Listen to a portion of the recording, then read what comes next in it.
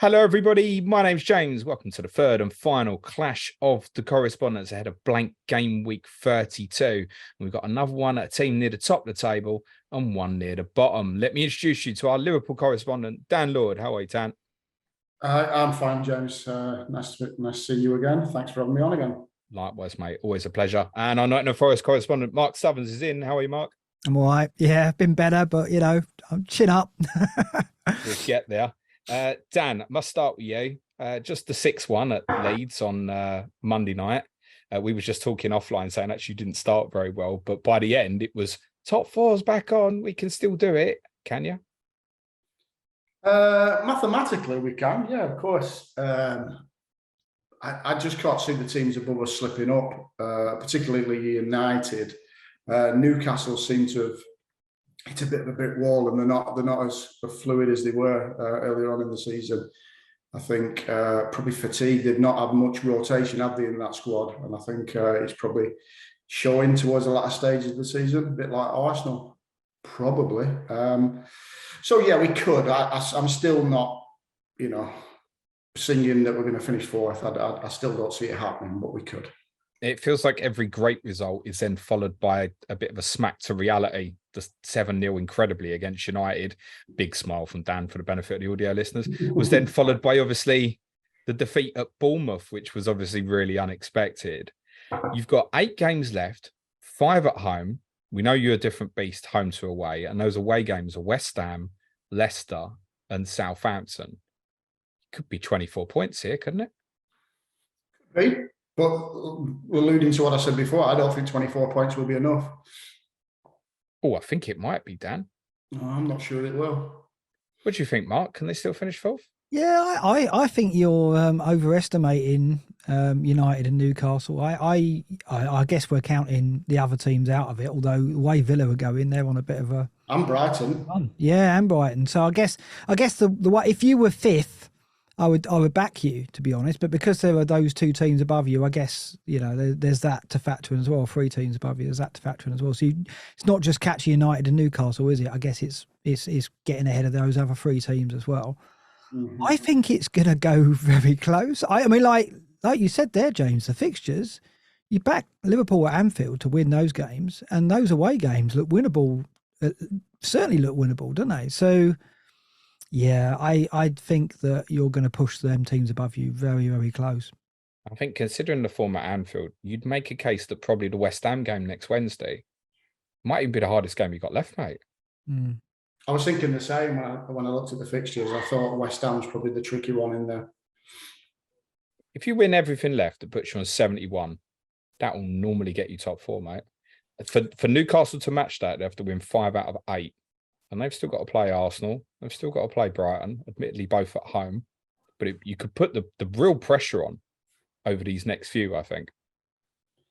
Yeah, but if Brighton win the game in hand, then they're right up there as well. I won't count them out above the others, really. Interesting, neither of you mentioned Tottenham, so I'll swiftly move on to the bottom half of the table. Not worried about Tottenham, I'll just put that out there. I think I did briefly, James. I tried for you.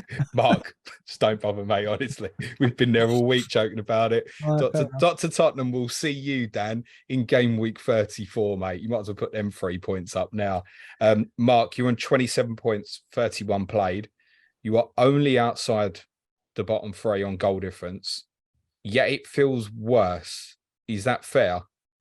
Oh God, yeah. It feels worse, I think. Yeah, I think when I look at the teams above us, I mean, I think the one consolation is Leicester, Everton, and Leeds don't look great, right? So you've got to think that it's Leeds, Everton, Forest, and Leicester. 2 of those 4 got to go. I think we're in the worst position, and I think, in terms of results and likelihood of getting results, I'd say we're the team I wouldn't back. I would back Leeds and Everton to get out of it. One of them's got to go low. One of Leeds, Everton, and Leicester got to come with us if we do go down.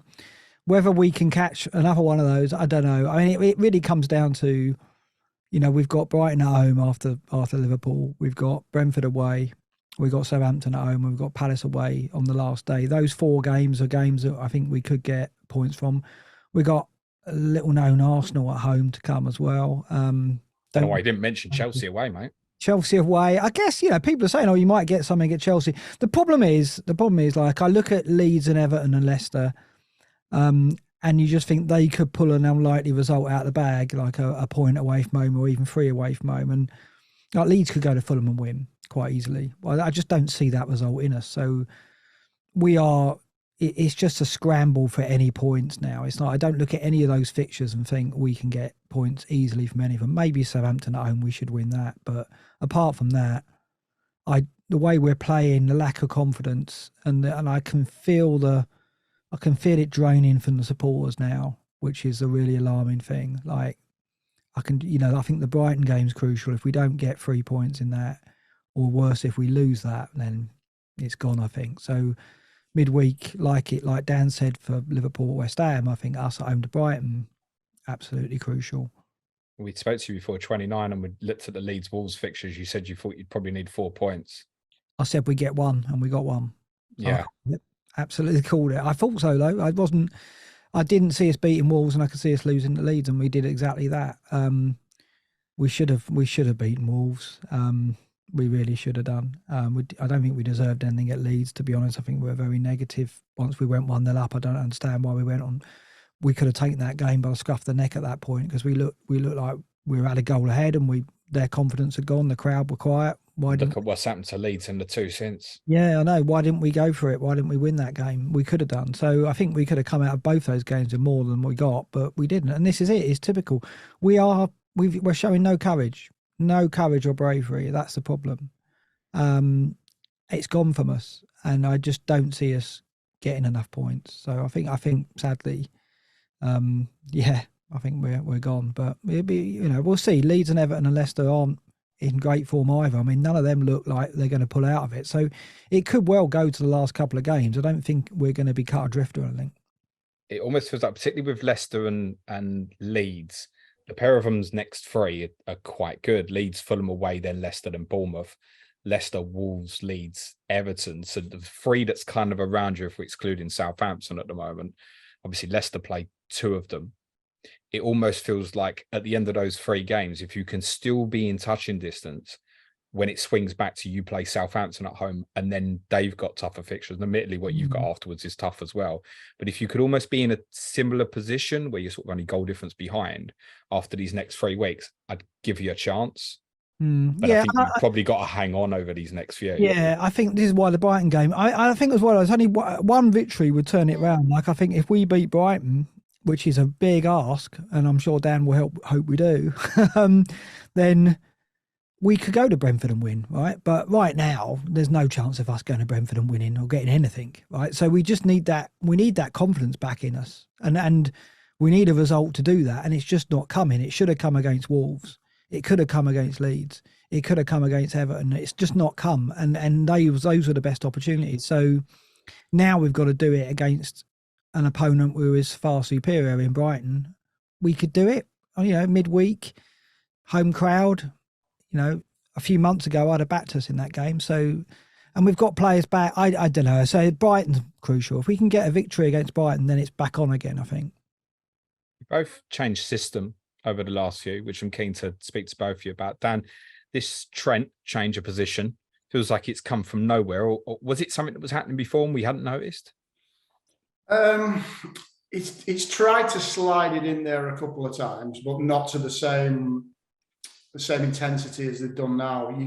You could really see from my point of view, kind of a week on the training ground last week of that being implemented. Klopp was kind of excited to get them all on the training ground and have kind of a full week at it. And I think you could see it. I think it's been. I don't think it was kind of at the forefront of his mind, but with everything that's kind of unfolded this season, it's just like, well, it's working for Arsenal, it's working for City. Why don't we give it a go? So far away from his usual regular principles, but it also hides the problem that's been the big weak point throughout the season, which is obviously the midfield, where you've put an extra man in there. You've got a partner for Fabinho, so he's not getting shift side to side so much. And the two suddenly, actually, Henderson and Jones, look like got legs to be able to go and support because they're not worried about what's happening the other way. And that seems to have opened up some space for the front three as well. Simplistic, it sounds. Does it stick now? Because my instinct was this is just for Arsenal because of how they play. But obviously Monday night showed that perhaps it wasn't. No, I think it'll probably stick. I think he's used it for the reason, not so much so to give support to Fabinho in there, whose legs have gone, but actually just to press a lot further up the field, a lot quicker. You know, we've got like a 5-man press now. You know, when the opposition of the ball most of the time, straight away. You know, in transition when we lose it, and we're getting it back like we did in the old days, a lot quicker. And the opposing team have nowhere to go. You know, you have to be really good against the press to get out against Liverpool at the moment. And I think the way they're doing it, and from an FPL point of view, this is relevant, I think, is people are putting a good shift in for 60 minutes and then they're getting hooked off and someone else is having to do it for 30 minutes. And I think that's going to be the trend, especially with Saturday, Wednesday, Sunday, Wednesday, Saturday. I think it's going to be a lot of in and outs, particularly the front five. Everyone else has gone, thanks, Dan. Cheers. Don't appreciate that, actually. I would have rather you lied. We come back onto that. Mark, you've gone 3 at the back. Last couple. Better or worse? Well, I think when we had 3 at the back with Jed Spence, it was a viable tactic, but we haven't got Jed Spence anymore. Neither have I, mate. No. You know, we've got wing backs in Williams and Loddy who are okay going forward, but they're not like the threat that Spence provided. And so I think 3 at the back works when we've got wing backs who can absolutely stretch the opponent. I don't think Williams and Loddy are good enough to do that going forward. So I think it's a much more negative tactic than it was when we had the wing backs last season, when we had Colback and Spence who were decent going in midfield. Right? Obviously, Colback played there most of his career, and Spence is special. He's going to be something else when he finally gets into a Premier League team. He'll show it, I'm sure. Maybe he'll come back to us if we stay up, but I think that it's just at the moment I look at it and think it's a safety mechanism rather than something that's put in place for us to win the game. It's to put in place for us to limit damage and try and get a set piece. You look at I didn't see the Villa game. And I know the second goal only came quite late, and actually the first goal was a complete mess. But the amount of chances you gave up on Sunday against United, it could have been worse than it was. It just felt like you was getting completely overrun in midfield. Yeah. And if I'm presuming now Liverpool are going to play the same with this box, Mark's laughing, but he's laughing nervously because I think he knows what's coming if you go the same way. Yeah, and I was listening to Dan say, like, you know, you got to be good to play out of Liverpool's press, and we ain't good enough to play out of Liverpool's. No way. I mean, you know, we're going to have Scott McKenna and Niakate who are just not comfortable. Felipe can do it, but I just don't see Niakate or McKenna, if they're under pressure, being able to do that. And so what we're going to be doing, we're going to have 5 at the back and we're going to be knocking it long, and it's just going to be coming straight back at us again. It's going to be... I've written it off basically. It's can we come away from Anfield without being absolutely kind of demoralised for Brighton is the mission, I think. I was going to hold this question back, but actually I'll ask it to you now, Mark. Salah captain this week? He is at the moment, and it's very hard. I mean, this is it. I'm picking. I'm on. I don't know about Dan or you, but I'm on a free hit, right? So I look at it, and I've had this all season, like. Going against your team is really tough, but I've got no choice to go again. I've got to get through Liverpool, right? It's just where do I put the emphasis? Do I put the emphasis on a Forest not likely to score, which I say probably is the case, we're not likely to score, or do I put the emphasis on Liverpool attack on the basis that they're probably going to murder us by 4 or 5 goals? So where do I go with it? It's not a choice. It's not like, I don't back Liverpool. I've got to, right? So I haven't yet decided what I'm doing. At the moment, I've got Robertson and Trent and Salah captain. But Gakpo, Jota, they're all in the equation as well. I mean, I think the only reason why I wouldn't have more than one Liverpool attacker is because it's hard to find defenders in with the free hit that I you was going to say, because I don't think Forest will score. No, there's no way. There's no way we score at Anfield. The game, the narrative of the game will be when does the first goal go in? If we can get it, if we can keep them out for half an hour, which would be ridiculous. I mean, sitting here now going, if it's 0-0 after 30 minutes, I will be delighted. I think this unlikely, but if it goes that far, we might keep it down to a 3-0. But if we concede in the first 10 minutes, we have collapsed like deck chairs all season after the first goal goes in normally. So it could be awful. And so you've got to captain a Liverpool attacker, definitely. Dan, Salah captain. Yeah, it's on Salah at the moment, yeah. Would you consider any of the other Liverpool attackers just for captaincy for the moment? I think you'd be a bit silly to do so, wouldn't you? I mean, Salah's the man, isn't he? You kind of you throw the dice a little bit, or you try with someone else. I think if you're in a decent position in your leagues or whatever, then if you want to stay where you are, if you want a bit of a differential, you could have a look at somebody else, but it's probably not worth it. Trent? Harish. It's not often, is it? Sorry, I was hoping he was going to get away with this. Perfectly. But basically, yeah, I'm dad sitting while doing this as well. Trent, captain? Yeah, I suppose. I don't know. I think the new kind of formation and where he sits gives him. I think he'll get some sighters on goal in the upcoming games for long shots. I think it gives him that opportunity from a more central position to let fly. So, he's good enough. So possibly, because I'm pretty sure that Forest will sit in and kind of say, can you beat us from 25 yards? And he might be able to. What about expected minutes, Dan? Do you think that's a factor? Because you mentioned about rotation for midweek. So do you think the likes of Gakpo, Jota, we could be looking at just an hour for them? Yeah, I'm almost sure it will be. I think he'll probably start. You probably ask me later, but I think he'll probably start with the same 11. And I think Gakpo, Jota, one or two of the midfielders will come off, and Diaz will come on, and Nunez will come on, and Thiago will probably get minutes in this one, because I think it's a Thiago kind of game, this, because we will have a lot of the ball and his creativity will probably be useful. And I think that's the trend for the rest of the season. I think it's just in and out of these front five and giving them more minutes. I want to say he's tried to play Jota back into some kind of form, which has happened. He got a couple of goals that'll get his tail up. From a personal point of view, I was like, well, why is he not playing Nunez? He's been the only bright spot, really. But I think the way they're pressing at the moment, Jota's much better at doing that than Nunez is, and therefore I think where they are, and actually the legs of Curtis Jones have made a huge difference. I think he's been really mobile across the pitch and chewing up ground and just bringing the press. And getting the others to follow, because Fabinho still looks lost, but the others are doing all right. Do you think, Mark, same starting 11 from Leeds for Forest? Sorry, Dan. I meant the same 11. Sorry, same 11 from Monday night. I think so. There might be Thiago might come in, but other than that, I think it will be the same. Love to go Nunez. I want to go Nunez, but I'm just not convinced he starts. I think it's the same three. Any problem with Robertson, Dan? Do you think Tsimikas might get a look in, or is that? I don't think so. Not with the new system, because I think I want to say, and don't hold me to this, I want to say that Robertson's probably played that little bit of a left centre back role for Scotland a few times.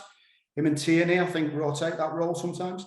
So he's more suited to him. Tsimikas is more of a fullback, but I think Robertson can squeeze in and make the 4-3 with Trent sitting in midfield. So I think it suits him better. But who knows? I mean, that's my hunch. But I think, in fact, jumping on that, Mark, I love that Mark got in with the question that was absolutely influencing his FPL team. I've got Robertson at the moment. Let me ask the question. If you haven't seen the games, Mark, a little bit like with Ben White at Arsenal, you think, he's shoving in, he'll end up sticking back. But White still gets attacking returns. And Robertson was heavily involved in a few attacks Monday night and also missed a good chance against Arsenal as well. So I think he's still there. at the right time. It's not just quite ready in the same way that we'd normally expect. He's arriving a bit later. Yeah, absolutely. He is still there, and he has got his marauding runs, but not as frequent. But Liverpool like to play these little triangles on the wings the last couple of games, which involves the fullback and one of the centre mids and the winger. So on the left, obviously, it's Robertson, Curtis Jones, and Jota, and they've been moving around a little bit. So sometimes he is inside a little bit as well as Robertson, but more often than not, he's on the touchline. Whereas on the right-hand side, you've got Henderson quite on the right quite a little bit, and in the furthest of the three forward, with Salah kind of a bit shorter, and then Trent in the middle, and that's interchanging a little bit. So he's still there, and he's still perfectly capable of, he's on a lot of set pieces, and I don't think it's something you'd be afraid of moving off, because I think he's still got potential. No, I think that for those on free hit this week, you want to go with essentially, I mean, it sounds simplistic, but you want to go with the three that are going to score the most, right? I think one of the other attackers will be part of the idea of the game. Is the instinct. Well, yeah, but no, sometimes you think of it longer term. I think, like, for example, if you were maybe wild carding now, which those who would go free Liverpool, I'd be far more tempted on that based on what you said to go Robertson, Trent, Salah, because I don't think there's not to say they won't get rotated, but not to the extent that the attackers might be. I mean, the left side of the pitch just feels like Jota versus Nunes right now. And we've got Diaz coming back into that. Salah generally safe-ish, but I'm sure there'll be something somewhere. And through the middle, Gakpo versus Firmino. We know Nunes, Jota can both go back through the middle, but that's how it feels. So the Nunes versus Jota just feels, for a wild card, feels like really dicey. For a free hit, if we're all sitting here saying we think Jota's going to start, that's more interesting. But I have to say the third I've got with Trent and Salah at the moment, Dan, is Cody Gakpo. Same three. So why is Gakpo your preference? I just think he's the most informed of the three, really, over and above Salah as well. Salah's more likely to score, in my opinion. He is the goal scorer, but he's always in and around there. Is Cody at the moment, and he's playing really well. He's the one in form, I would say, and it's a punt, isn't it? I'm chasing, so why not? He reminds me of Dele. Yeah, you said that. I've heard you say that before. Do you agree with that? And I mean peak Dele, not shit Dele. Yeah, a little bit. His posture reminds me of Dele a little bit as well, which is probably why it rubs off on you. He's quite stiff back a lot of the time, you know what I mean? Quite plain. Throws into position really nicely. He's good at picking up the ball in the half turn, isn't he? Like Dele was, in them little spaces. I feel like he's quick of mind. He's one of them that if he has too much time, that was Dele's problem. He was never as good on the ball as he thought he was. He had too much time. He used to overthink it sometimes. Gakpo, when he's like that, where he's assisted Salah the other night, it's just perfect. The control, he's aware of what's around him. He hasn't got a lot of time to think, play it, go, get it done. I want to go Gakpo. And I'm pleased to hear that you're thinking of doing the same. Mark looks like he's I don't know if he's thrown in the towel, but his screen's gone black at the moment. Maybe he's had a shout from one of his kids as well. Oh, he's completely disappeared now, Mark. What do you think of Forest's chances of staying up while he's not here, Dan? You can say they're going down while he's not here. I'd say it even if he was here, but no, I think there's a lot of bad teams down there, isn't there? Everyone's scrambling for points and nobody's putting a run together. Nobody looks like they're any kind of form. I think any of them teams, Forest included, if you just get like a jammy win and then followed by a draw, you're right out of it, aren't you? Because you can't see the other teams picking up any points. They look sharp. They look. Southampton are gone. We can discount them completely. Leicester are just, they're rubbish. Everton as well aren't doing great, and then Forest are obviously struggling. I don't know. I think Bournemouth are doing all right actually, and they'll keep clear of it. Is this straightforward for you at the weekend? You would think so. Can you see a circumstance like we said? You've had some good results at certain times this season, and often there's been a bad one after it. You did lose away to them as well, and I realise away and at home is very different, and it is for Forest as well. Plus, Dean Henderson saved about 47 shots. I'm pretty sure he got like an 11 out of 10 that game. True, but Alisson, I think, made a few saves in that game as well, in fairness. Can you see any way you don't win at the weekend? It's hard not to, isn't it? Yeah, I'm usually quite a pessimistic Liverpool fan, but I can't see anything other than 3 points and comfortable 3 points. While Mark's not here, Jude Bellingham was Yeah. heavily linked. Is it fair to say a lot of people think you didn't spend money last year because you were holding back to buy him this summer? What's your take on that? I think that's what fans have been led to believe, and that's kind of just word of mouth. I don't think it ever came from the horse's mouth. People just expected that to be the case, a little bit like it was with Alisson and Van Dijk. Well, they're not coming, but we're getting them next year. And I think Bellingham is a similar kind of story. I'm not convinced it's dead and buried. That I'm not sure if this is kind of a PR kind of stunt a little bit. So you think it might still be on? Yeah, I think it might still be on. It costs an arm and a leg. Sounds like it's going to be too much for everybody, mate.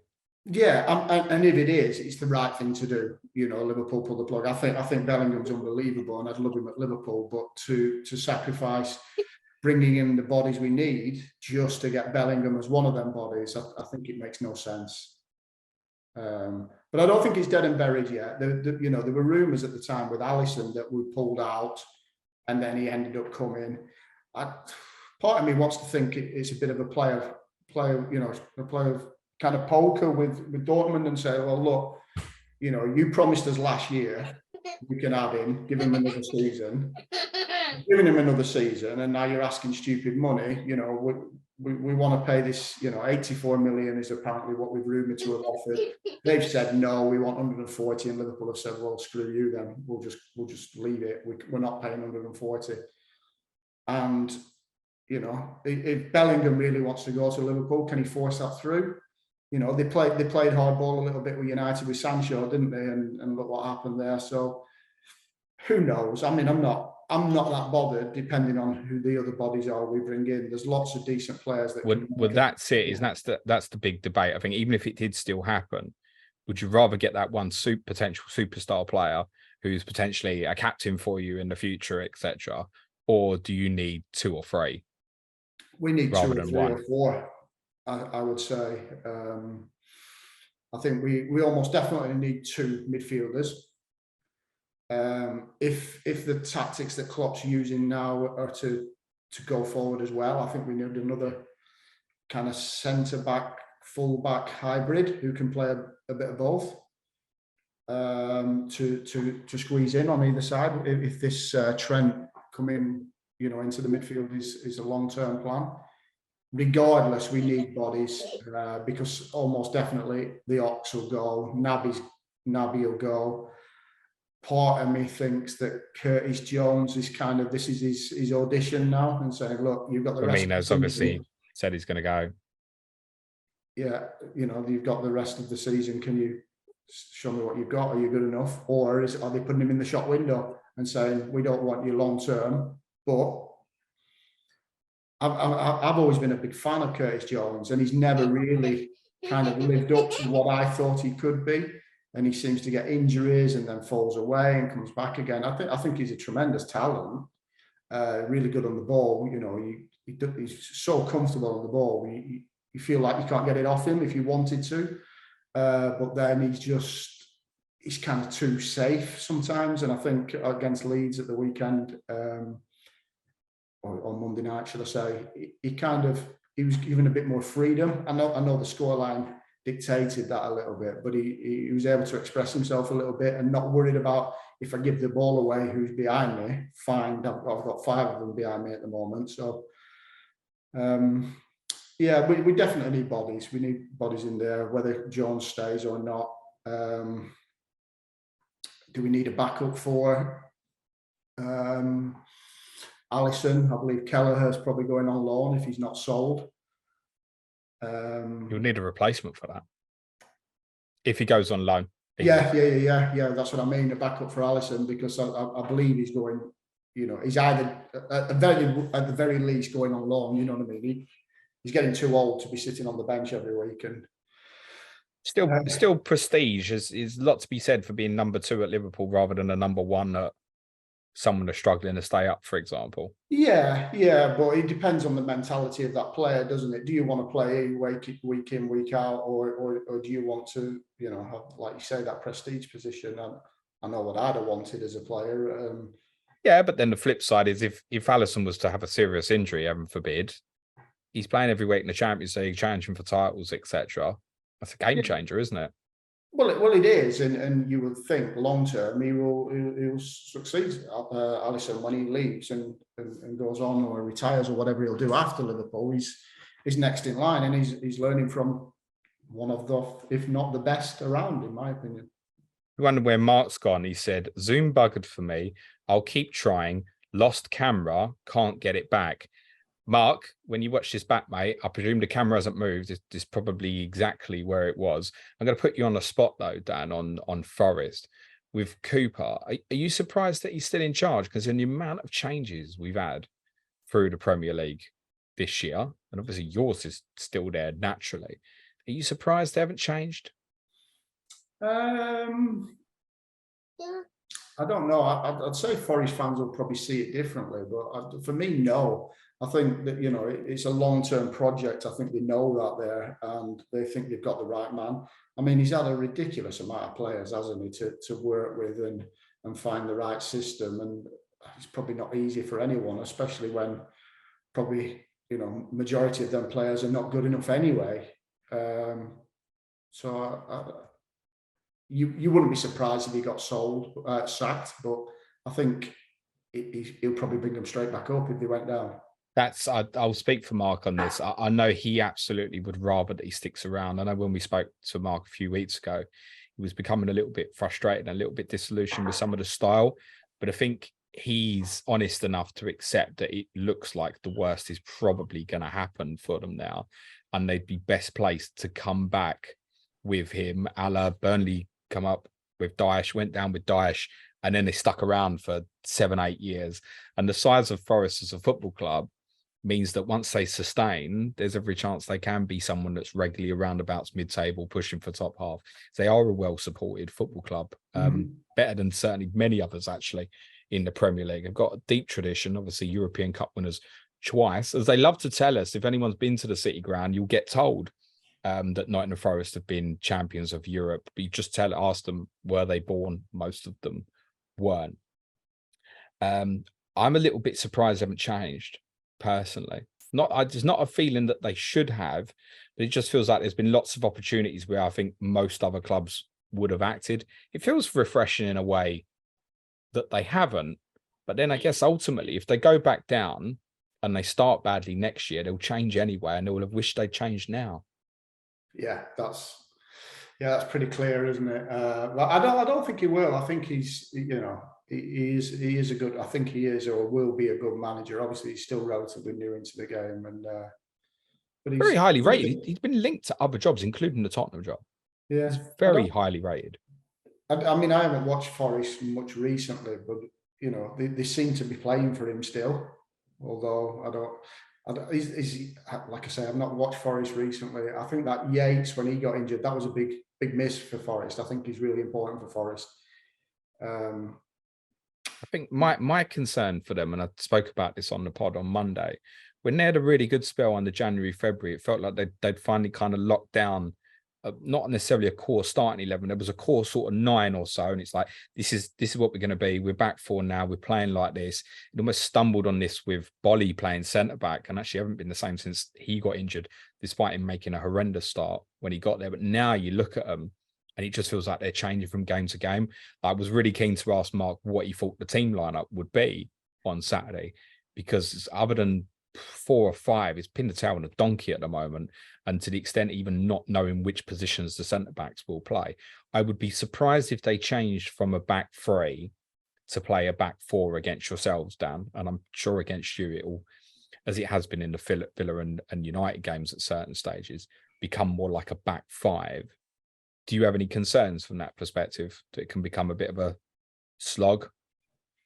No, and simply because of the little tweak that he's made at the moment. I think we've got so many attacking players on the field that if they do that, we'd hopefully be able to unpick them at some point. I think we'll see a lot of the ball at the weekend. And like Mark said, they've been folding at Forest, and if we do get an early goal, which is a little bit unusual at the moment, we don't seem to. But if we did get an early goal in the first 10 minutes, it could be a breeze. Yeah, we're certainly not going to waste anyone's time here talking about Forest FPL assets. I think quite obviously those we've got right now, it's sell for something better, or if you're obviously really short numbers, then you obviously hold, and it's probably as simple as that. On a free hit, I'm sure Mark wouldn't recommend anything. Nico Williams on the bench if you're trying to save money or you're short of it, for example, is fine. Otherwise, it's a no-go. But with yours, Dan, as said in summary, 6 or 7, isn't there? Yeah, alluding to what I said before, I think the forwards become a little bit tricky because I think Mark might be back. He might be, but oh my God, he is. It's the GOAT of FPL, apparently. Carry on, Dan. I think it becomes a little bit tricky from a forward point of view because I think there will be loads of rotation, like I said earlier. But can they do damage in them 30 or 60 minutes? I think they possibly can. I'd be tempted I'd be tempted to go with either. I think Salah, Jota, Darwin and Gakpo are all reasonable shouts. I'll go with Salah and Gakpo personally. I'd rather go on an extra attacker over another defender simply because I think we're more likely to score 3 or 4 than we are to keep a clean sheet. And I think Trent's a no-brainer at the back, especially from a free hit point of view. If it's long-term changes that you're bringing them in for, then obviously that eats a lot of your budget. But I think Trent's going to have a good finish to the season if he continues playing in that little pivot when we've got the ball. I think Salah and Trent, that's not to say all, but are going to be in nearly all free hit teams. I've barely seen one that hasn't got the two of them. All the different algorithms essentially represent those two as being the two must-haves, if you will. I hate that term. But there is one other Liverpool player we haven't spoken about, I think it's quite interesting. Not necessarily for free hitters, because I think there's better options you can get, but running through in future weeks, Dan, and that's Ibrahima Konate. So there's definitely a group of people at the moment who have got, 5 million budget for a defender. They're out of chips. They want to run through for future weeks. Konate is a lot cheaper than the other 3 defenders. Viable for you? Yeah, absolutely. I love Konate. I went to the Arsenal game. He was immense in that game. He was absolutely unreal. Great second half. He's a threat at set pieces. Well, why not? I think I can't see much rotation, although he does tend to pick up little nicks and knocks here and there and misses out. But I think that back 4 that's currently playing, I don't think they're going to tweak that much. I think it's the other positions that they're going to be making more changes in game and from week to week. It's pretty safe. There's not much reason to. Obviously, look, it's Forest Saturday, then West Ham Wednesday, Tottenham Sunday. So the spacing of 4 days helps there. Probably the more concern is actually the 34 double itself, where it's Tottenham Sunday, Fulham Wednesday, Brentford Saturday. Is more of a concern probably. So the Fulham or Brentford games, I would think, are more of a concern. I've seen a lot of people, Dan, saying, "Oh, well, Forest is the easiest game. If his Klopp's going to rotate, he will do it this weekend." But that's not how he works, is it? No, Klopp's a massive believer in momentum and not just of results, but actually how players are playing. And I think while 4th place is still mathematically possible, I don't think he'll give up the ghost. Now Dan's left as well, and it's a bit of light. It's just me now. Mark did briefly get back on, and then he disappeared again, which the YouTube viewers would have briefly seen Mark, but he can't do it. He said, "Sorry, James, power issue in the PC, and I can't fix it." Which those who regularly watch Mark on Black Box will know technical issues are a norm for them too. For him and Az. Sorry, Dan, talking about Canate. Yeah, I think. I think he's a real viable option. He's, like I said, he's a threat on set pieces, and he's a cheap way into Liverpool defence. Are we going to keep clean sheets? I'm not convinced we will, but why not? You know, the last time I said that, I think we got 3 back-to-back clean sheets. So don't listen to me. We weren't even talking about Canate, were we? This is how disturbed we've been with Harry and Mark dipping in and out. We were talking about rotation. And Klopp not doing it based on the fixture necessarily. Yeah. It's this traffic light system that he uses, isn't it? Red, orange, green, and how fit are they or not? It's basically, it always feels with you guys, to me, from what I've learned, that actually it's not even Klopp necessarily decides who starts in that manner. He'll get told this player's at risk if you play him, and he won't play him if that's the circumstance, right? That seems the case. Whenever you hear press conferences, he's always saying, well, at the moment, I think everyone's fine, but, you know, after the press conference, I'll find out what's going on, kind of thing. And then, yeah, he potentially does that. I think with the squad at the moment and actually having bodies and lots of fit bodies, I think that's why there's going to be so much rotation. And a lot of it in match, you know, the same. I'll be shocked if the same 11 doesn't start against Forest. Like I said, if there is a little tweak, it might be Thiago. But likewise, I think, you know, he's making 5 changes in that game as well. And the usual suspects from an attacking point of view for FPL purposes are the ones who are probably going to, you know, come off to be replaced by others. So a few comparison ones. I think people make a very good argument. Someone like Ivan Toney at home to Villa. It's a tough game. Villa in great form. But, you know, he's 90 minutes if he's fit, or 85 if they're winning comfortably, maybe, but near enough. Expected 85 plus, let's say.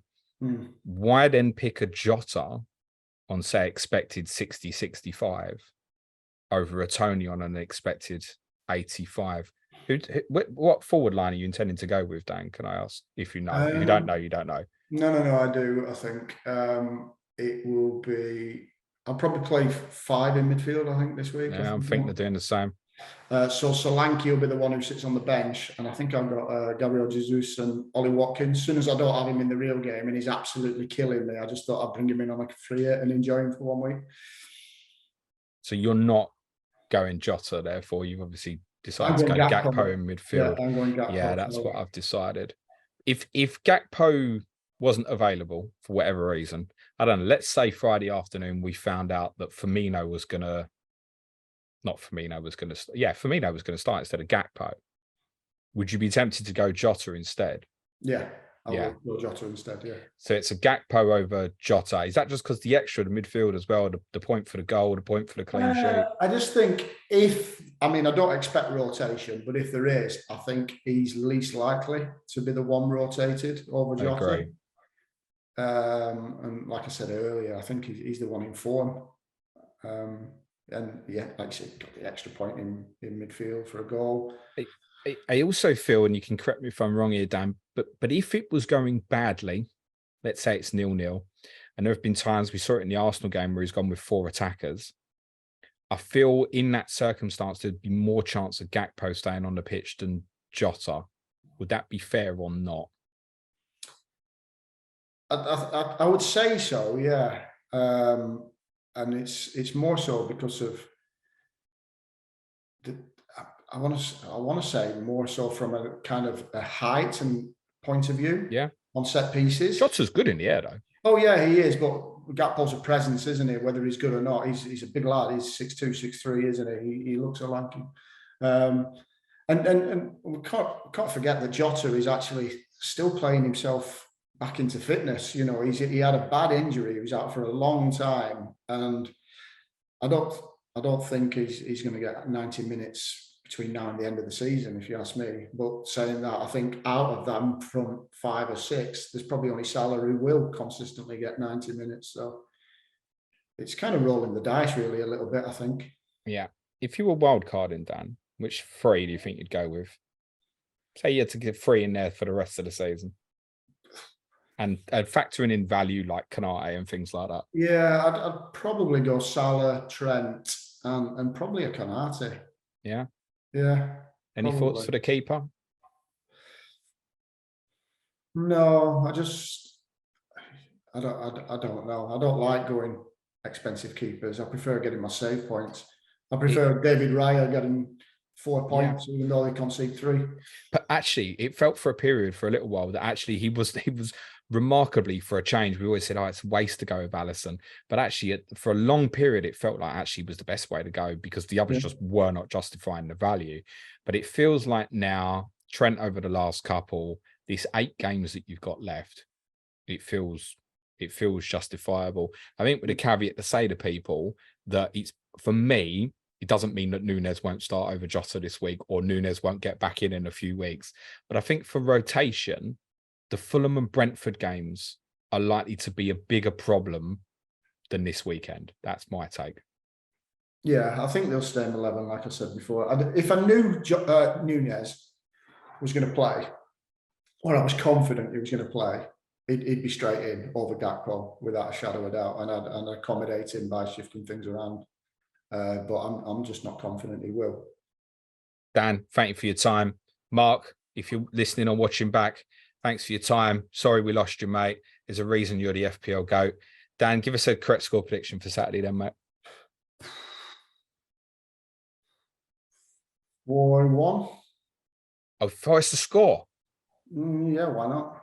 Oh, cat amongst the pigeons. I'm pretty sure. I don't know how many Mark would say. I would guess Mark would say something like 3-0, which is also what I'm going to say. I did say on yesterday's COTC I could see Arsenal, Liverpool, Newcastle all winning by the same score this weekend. And yeah, I think it could be 3-0 for all 3. Dan, where can everyone follow you on the bird at, mate? FPL_local Lloyd. Good stuff, mate. You can follow Mark, FFScout_Mark. You can also catch him on Black Box with Az most Wednesdays. I'll be back with the deadline stream at 5:30 p.m. UK time later today on the Planet FPL YouTube channel. Or if you'd rather see more of Mark, I know that he's planning to do a deadline stream on the Black Box channel as well, very rarely with Az. So give that a listen or a view rather, if you'd rather do that instead. This isn't Dan's final appearance of the season. He's going to be back with us with Aaron Lagor ahead of game week 36. Our next clash to correspondence is next Thursday, Manchester City and West Ham United ahead of double game week 34 with Johnny Pringle and to Chris Stone. But it just leaves me to say thanks so much to Dan and Mark for half of it. Cue music, please, man child.